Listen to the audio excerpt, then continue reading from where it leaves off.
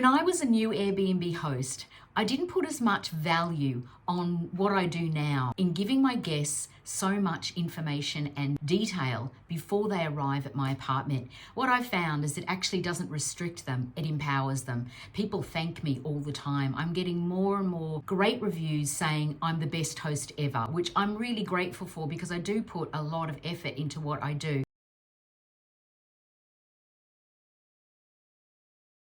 This is not something that costs you money. This is just something that will cost you a little more time, but it's so worth it.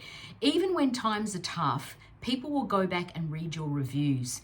And this is what kept me going through even COVID. I was never empty. I always had somebody in my apartment. Even if I wasn't getting paid as much, at least I still had people coming in and wanting to stay in my apartment. And that has flowed through. We're obviously very busy in Sydney at the moment. I'm very grateful for that. But I know that there'll be tough times again. The best thing I can do right now is prepare for those times and make sure that every guest I have gets the royal treatment and gives me a 5-star review. And that's what I work towards all the time because those reviews are golden to you. That is what will bring guests in. I'm Lizzie, by the way. If you enjoy this channel, please subscribe. I'd love to grow the channel and I can only do it with your help. Please give it the thumbs up if you enjoy the content as well. It really helps the algorithm. Throw me a comment if there's anything you'd like to ask me. I'm really happy to help. Most guests will choose an Airbnb because they want the local experience. So to give them that local experience, you need to empower them. You need to give them as much information about your property and the local area as you can. I send a complete message just about the restaurants that I recommend, where to get a massage, the best coffee shops, the things that they should do locally. I usually send this message after I've sent my welcome message, maybe a day later. You just put the initial time into it and then you've got everything ready to go. Obviously, read it over from time to time and update it so that it's current. But my guests love all the restaurant information. Most guests will ask me for it now in advance because they've seen it in other reviews and they'll say, oh, could we have the restaurant information, because they want to book ahead. I also send them my welcome letter as I discussed in last week's video, so please go back and watch that because there's information in that about what to put in a welcome letter that you might not be putting in yours.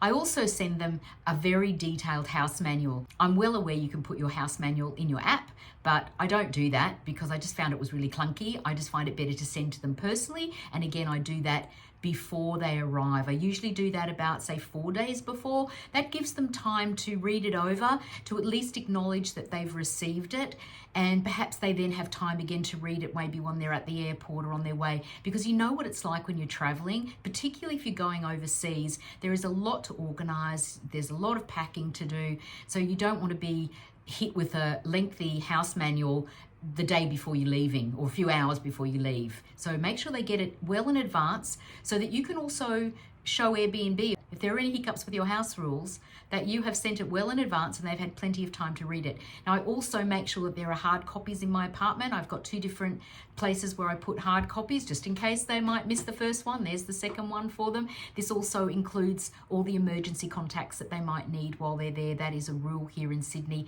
but I'm sure that it's important wherever you are staying all over the world to know where you can go to find medical attention or a police station or a hospital. I also warn people here in Sydney to be careful of our beaches. We've had a lot of drownings. So if you think of anything in your area that might be a hazard to your guests, make sure you mention that in your house manual or in your welcome letter. Put it somewhere in the details that you send them before they arrive so that they feel empowered. They feel like, okay, I've got to be careful. I've got to make sure I swim between the flags when I go to the beach. I've got to make sure that I book in advance if I go to a restaurant. These are the best places to eat out. This is the coffee shop that she recommends.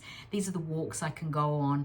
This is where the local park is, or this is where the local police station is. You're just arming your guests with as much local information as you can. And when it comes to the house manual and your house rules, this is necessary housekeeping. You need your guests to abide by your house rules. I've not had any problems, touch wood, in my apartment because I'm very clear about what I expect from my guests, and I'd rather people didn't stay if they're not happy to abide by these rules.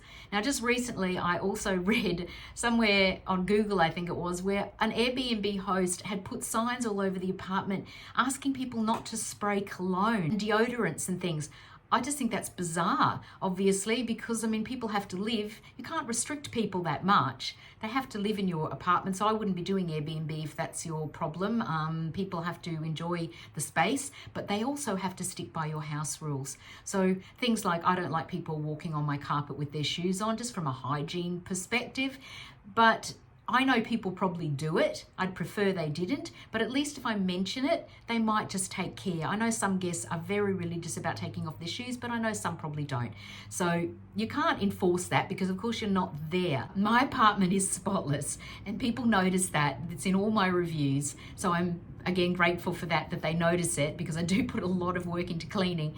By doing that, I then also encourage guests to be equally as clean and tidy. Most guests leave my apartment very, very clean and tidy. People do see that this is a standard that I have to adhere to, and they stay in my apartment because that's what they like. That's what they want. They want to know that they're in a clean, tidy space, and so they go out of their way to also hand it back to me like that, which I really appreciate. Don't worry about giving people your rules and regulations about what you want. I don't like parties in my apartment. I don't like loud noise, because the concierge will come and knock on their door if they start making too much noise, and I don't want them then calling me and saying your guests are upsetting residents. We can't have that. I wouldn't be allowed to do Airbnb. So these are things I have to put in my house rules, and I again have never had an issue. The other reason for having extensive house rules is you don't want your guests to arrive and start ringing you or texting you and asking you a bunch of questions that you could have easily answered and had them there in a format that they can just read over. Wi-Fi details are there.